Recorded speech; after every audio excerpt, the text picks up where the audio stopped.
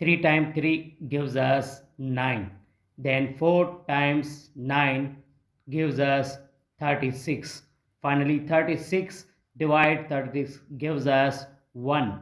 But this answer absolutely wrong because we didn't follow the order of operation, which is called PEMDAS, where P for parenthesis, E for exponent, M for multiplication, D for division, A for addition, and S for subtraction. So here in this expression, one is parenthesis, inside the parenthesis multiplications, and here division. So first we do parenthesis. Now 36 divide 4 times, now 3 times 3 gives us 9. Here in this expression, division and multiplication, we know that multiplication and division have equal priority, always work from left to right. So first we do division, then multiplication. Now 36 over 4 times 9.